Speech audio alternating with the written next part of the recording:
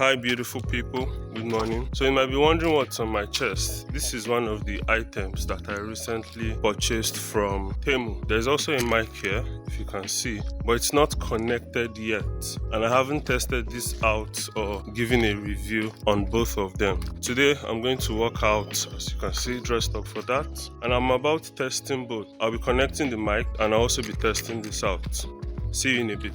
The mic is now supposedly connected. I'm not very sure if it's working. I'll see it when I also play the video and watch the video. I'll also let you be the judge of that when you see. Let me know exactly what you think about the sound quality. So now I'm about to put up the phone and set it right here and have a time-lapse fast-forwarded video because I can't take you on the run for the next 5 minutes. Yeah, I just got this idea. I tested out Google's LLM. I've forgotten the name. Pretty interesting.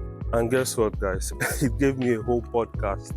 So I'm going to attach that podcast and let you listen in. Let me know if it makes sense. I'm mounting the phone now and I'll see you at the end of this video. Bye. So yeah, I've started recording and time is just roughly 8 a.m. and both my hands are free, as you can see. Alright. So the video is quite shaky because with every step I take, you can definitely see the bounce. And guess what? Video stability is currently on as I speak with you. Enjoy the video and the AI podcast.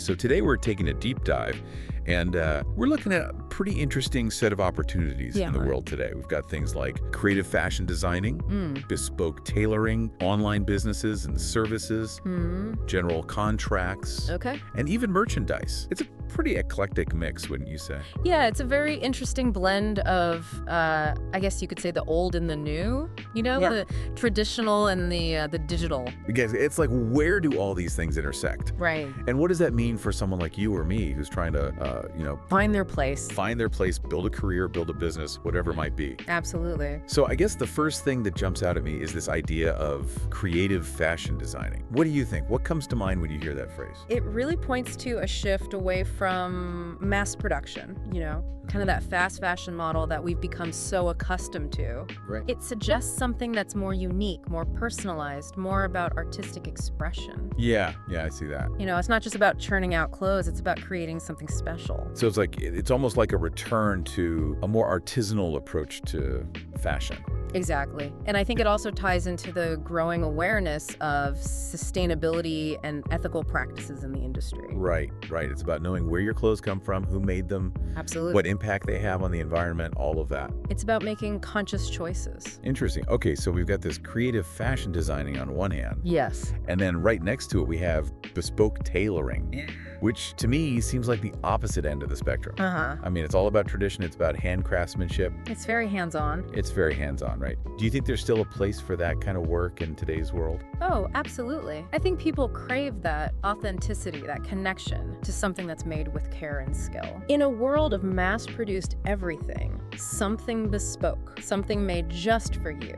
It's special. It's special. It has value. Right. It tells a story. It's an investment. So it's not just about the craft itself. It's about the whole experience, the story behind it. Exactly. But I mean, how do you make that relevant to a modern audience? Well, I think that's where the challenge lies. You have to find a way to bridge the gap between tradition and innovation. Oh. Maybe that means incorporating technology into the design process or finding new ways to reach customers online. It's like you have to be a master craftsman, Yeah. A&D, a savvy entrepreneur. Exactly. You need both.